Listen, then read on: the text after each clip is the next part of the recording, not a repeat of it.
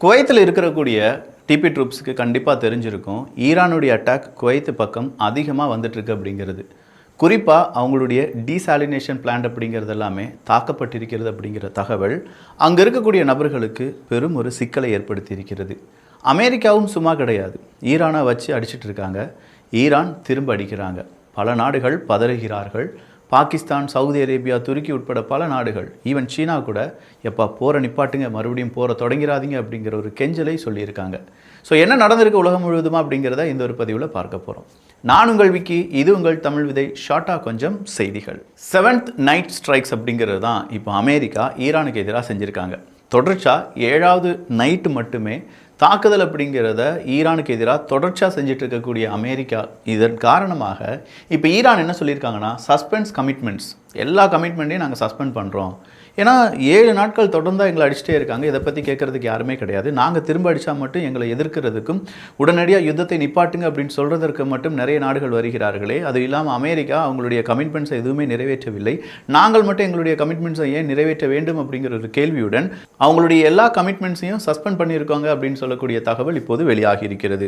அடுத்ததாக Russia Ukraine போர் தான். இன்னைக்கு உக்ரைன் ட்ரோன் அட்டாக்ல 8 ரஷ்யர்கள் கொல்லப்பட்டிருக்கிறார்கள் என்கிற தகவல் வெளியாகி இருக்கிறது. துருக்கியில் ஏற்பட்ட நிலநடுக்கம் 5 ரிக்டர் அளவுகோலாக பதிவு செய்யப்பட்டிருந்தாலும் அதனால பெரிய ஆபத்து எதுவுமே இல்லை அப்படின்னு சொல்லி துருக்கி அரசாங்கம் அதனுடைய விளக்கத்தை கொடுத்திருக்கிறார்கள். வெனிசுலாவில் ஏற்பட்ட நிலநடுக்கம் காரணமாக உயிரிழந்தவர்களுடைய எண்ணிக்கை 5049ஆக உயர்ந்திருக்கிறது. காணாமல் போனவர்களுடைய எண்ணிக்கை 10,000க்கும் அதிகமாக இருக்கலாம் அப்படின்னும், காயமடைந்தவர்கள் 1,00,000க்கும் அதிகமான நபர்கள் அடுத்ததாக வீடு இல்லாமல் இல்லாட்டி இருக்கக்கூடிய வீடு எப்போது உடையுமோ அப்படிங்கிற அச்சத்துடன் வாழ்வதாகவும் ஐநா சபை சார்ந்திருக்கக்கூடிய அமைப்புகள் அவங்களுடைய செய்திகளாக வெளியிட்டு வருகிறார்கள். வெனிசுலாவுக்கு ஏகப்பட்ட உதவிகள் தேவைப்படுகிறது. அமெரிக்கா அந்த உதவிகளை வாங்குவதற்காக பல நாடுகளிடம் அடுத்ததாக ஒரு கமிட்மெண்ட்டை உருவாக்க வேண்டும் அப்படிங்கிற ஒரு ஐடியாவை கொடுத்துருக்காங்க. பட் வெனிசுலாவுக்கு அவங்களுடைய ஒரு அரசாங்கம் இருந்திருந்தாங்க அப்படின்னா இந்த பிரச்சனை அதிகமாக வந்திருக்காது. அவங்களுடைய அரசாங்கத்தையே நிழல் அரசாங்கமாக அமெரிக்கா நடத்தி வருவதால் உதவியாக இருக்கட்டும், அடுத்த கட்ட நடவடிக்கையாக இருக்கட்டும், எல்லாமே தயங்கி ரொம்ப ஸ்லோவாக நடந்துட்டுருக்கு அப்படிங்கிற ஒரு குற்றச்சாட்டை அங்கிருந்து வரக்கூடிய செய்தி ஊடகங்கள் செய்தியாக வெளியிட்டு வருகிறார்கள். ட்ரோன் அட்டாக் அப்படிங்கிறது எப்போ வேண்டுமானாலும் எங்களுடைய நாட்டுக்கு எதிராக வரலாம் அப்படின்னு சொல்லி ஃபின்லாண்டு நம்புவதனால இப்போ அவங்க ஏர் டிராஃபிக்காக இருக்கட்டும், அடுத்து அவங்களுடைய மெரிடைம் டிராஃபிக்காக இருக்கட்டும், இது எல்லாத்தையுமே நிப்பாட்டி வச்சுருக்காங்க.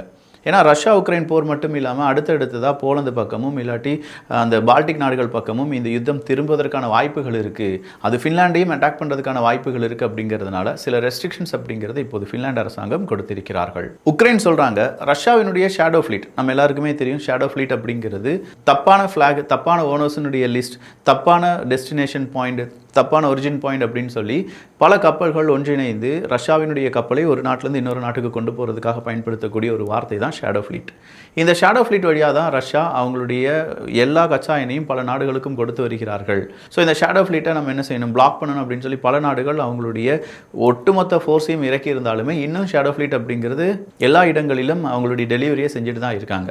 ஸோ இந்த ஷேடோ ஃப்ளீட்டை பாதுகாப்பதற்காக ரஷ்யா அவங்களுடைய ட்ரோன் யூனிட்டை அங்கங்கே நிப்பாட்டி வச்சுருக்காங்க. இப்போதைக்கு ரஷ்யாவுக்கு தேவை அவங்களுடைய நாட்டை பாதுகாப்பதை விட அவங்களுடைய ஷேடோ ஃப்ளீட்டை பாதுகாப்பது அப்படிங்கிறது தான்.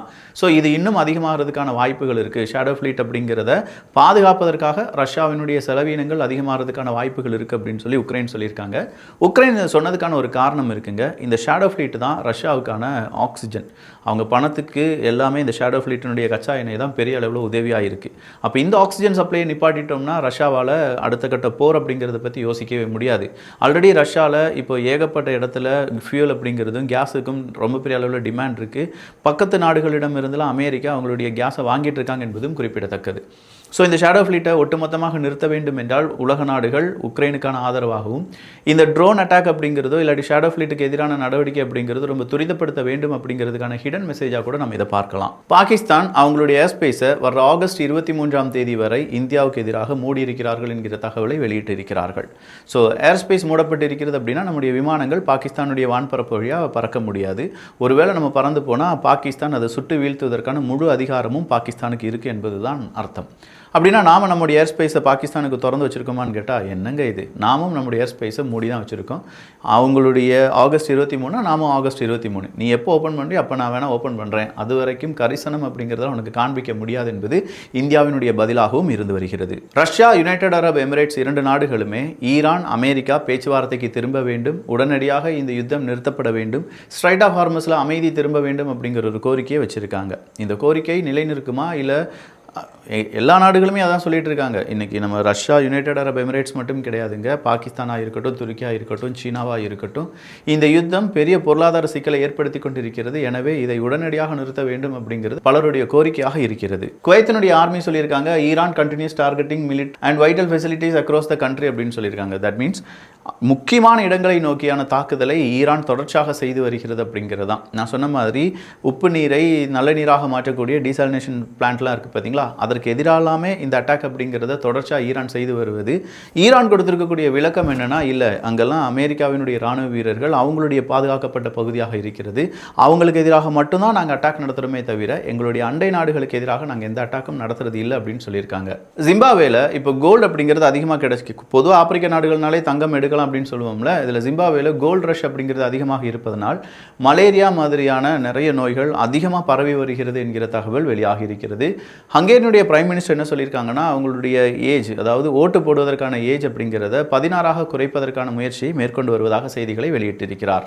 லித்துவேனியாவினுடைய ஃபாரின் மினிஸ்டர் ஒரு ரெட் லைனை சொல்லியிருக்கார், எப்பா இதை தாண்டி ரஷ்யாவினுடைய ஏதாவது பிரச்சனை வந்துச்சுன்னா நாங்களும் இந்த போரில் முழு அளவில் ஈடுபட வேண்டியதாக இருக்கும், அதனால் அமெரிக்கா இதை கவனிச்சுக்கோங்க, ரஷ்யா இந்த ரெட் லைனை தாண்டி நீயும் வரக்கூடாது, நானும் வரமாட்டேன் அப்படின்னு சொல்லி ஃபைனலி ஒரு லைன், அதாவது வாஷிங்டனுக்கு ஒரு எச்சரிக்கை, இதுக்கு மேலே ரஷ்யா உள்ளே வந்துட்டாங்கன்னா நாங்கள் அடிப்போம் அப்படிங்கிற எச்சரிக்கை இப்போ யார் கொடுத்துருக்காங்க அப்படின்னு கேட்டிங்கன்னா லித்துவேனியா அரசாங்கம். மெக்சிகோ காட்டமாலாவில் கிட்டத்தட்ட 7.3 ரெக்டர் அளவுக்குள்ள நேற்று ஒரு நிலநடுக்கம் அனுபவப்பட்டது, அதனால் உயிரிழப்புகள் இல்லை அப்படிங்கிற ஒரு செய்தி இப்போது வெளியாகி இருக்கிறது. துருக்கியில் ஃபாரஸ்ட் ஃபயர் அப்படிங்கிறது புதிதாக உருவாகி இருப்பதால் அங்கே பல மக்கள் அவதிப்பட்டு வருகிறார்கள் என்பதும், கனடாலையும் அதே நிலைமை இருந்து வருகிறது, அமெரிக்காவில் சில இடங்களிலும் சில மாகாணங்களில் ஃபாரஸ்ட் ஃபயர் அப்படிங்கிறது அதீதமாக பரவி வருகிறது என்கிற தகவலும் வெளியாகி இருக்கிறது. கனடாவில் ஒரு சில சிட்டிஸ்லேருந்து மக்களை அப்புறப்படுத்தக்கூடிய வேலைகளில் கனடா அரசாங்கம் ஈடுபட்டிருக்கிறார்கள் என்பதும் குறிப்பிடத்தக்கது. கென்யாவினுடைய பிரசிடென்ட்ஸினுடைய அஃபிஷியல் வெப்சைட் இருக்குது பார்த்தீங்களா, அதை ஹேக்கர்ஸ் ஹேக் பண்ணிட்டாங்க. இது மிகப்பெரிய அளவில் அங்கே இருக்கக்கூடிய பல டேட்டாஸை லீக் பண்ணியிருக்கும் அப்படிங்கிற சந்தேகத்தை ஏற்படுத்தி இருக்கிறது. ஜி ஜின்பிங் அவர்கள் பல நாடுகள் ஒன்றிணைந்து ஏஐ கொலாபரேஷன் அப்படிங்கிறத நம்ம இன்னும் உறுதிப்படுத்த வேண்டும், எல்லா நாடுகளும் சேர்ந்து இந்த ஏஐ கொலாபரேஷனில் ஈடுபட வேண்டும் அப்படின்னு சொல்லியிருக்காங்க. அவங்களுடைய புதிய ஷாங்காய் போடி ஒரு 29 நாடுகள் உள்ளடக்கிய ஒரு கூட்டம் அப்படிங்கிறது நேற்று நடைபெற்றது. அதில் தான் ஹியூமனாய்டு, அதுவும் குறிப்பாக மனிதர்களுக்கு, ஆண்களுக்கு தேவையான பெண்கள் ஹியூமனாய்டு அப்படிங்கிறத நாங்கள் உருவாக்கியிருக்கோம், உங்கள் கூட ரொம்ப அமைதியாக பேசும், அன்பாக பேசும், நீங்கள் என்ன சொன்னாலும் அது கேட்டுக்கிடும் அப்படின்னு சொல்லக்கூடிய பல புதிய கண்டுபிடிப்புகளை சீனா வெளியிட்டிருந்தார்கள் என்பது குறிப்பிடத்தக்கது. ரஷ்யாவினுடைய அடுத்த கட்ட பொருளாதார தடையை ஐரோப்பிய ஒன்றியம் கொடுத்திருந்தார்கள், அதை எதிர்த்து இப்போது கிரீஸ் அவங்களுடைய பவரை யூஸ் பண்ணியிருக்காங்க. இதுக்கு முன்னாடி ஹங்கேரி என்ன செஞ்சுட்டு இருந்தாங்களோ அதை இப்போ கிரீஸ் செஞ்சுட்டு இருக்காங்க என்பது குறிப்பிடத்தக்கது. மீண்டும் மீண்டும் ரஷ்யாவுக்கு எதிரான பொருளாதார தடையை தடுப்பதற்கான முயற்சியில் ஹங்கேரி மாதிரியே இந்த கிரீஸும் ஈடுபட வாய்ப்புகள் இருப்பதாக சொல்லப்படுகிறது. ஈரானுக்கு ஆதரவாக மிகப்பெரிய உளவு வேலைகளில் ஈடுபட்டாங்க அப்படின்னு சொல்லி யூகேல இப்போது 30க்கும் அதிகமான நபர்கள் கைது செய்யப்பட்டிருக்கிறார்கள்.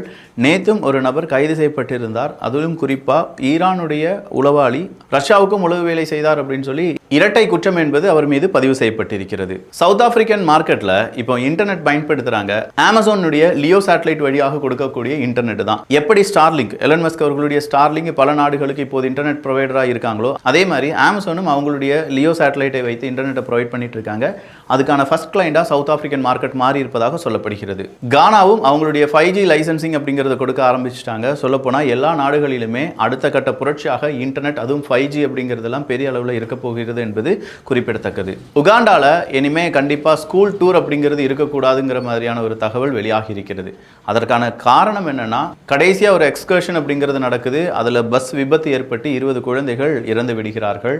அதன் காரணமாக எழுந்த பலவிதமான போராட்டங்கள் தான் உகாண்டால இனிமே ஸ்கூல் எக்ஸ்கர்ஷன்ஸ் அப்படிங்கிறது இருக்கக்கூடாது என்பதற்கான ஒரு சட்டத்தை அமல்படுத்தி இருக்கிறார்கள். ஈரான் தொடர்ச்சியான அட்டாக் செய்து வந்தாலும் அதுல எந்த விதமான அமெரிக்க ராணுவ வீரர்களும் பலியாகவில்லை என்கிற தகவலை இப்போது சென்காம் கொடுத்திருக்கிறார்கள். இஸ்ரேல் மீண்டும் காசாவுக்கு எதிரான தாக்குதலில் 3 பாலஸ்தீனியர்கள் கொல்லப்பட்டிருக்கிறார்கள் என்பது குறிப்பிடத்தக்கது. ஸோ நிறைய செய்திகள் பார்த்துருக்கோம். இந்த செய்திகளை பற்றி உங்களுடைய கருத்துக்களை இங்கே வரவேற்கப்படுகின்றன. நல்லதை பகிர்ந்து நல்ல சமுதாயத்தை உருவாக்குவோம். நன்றி, வணக்கம்.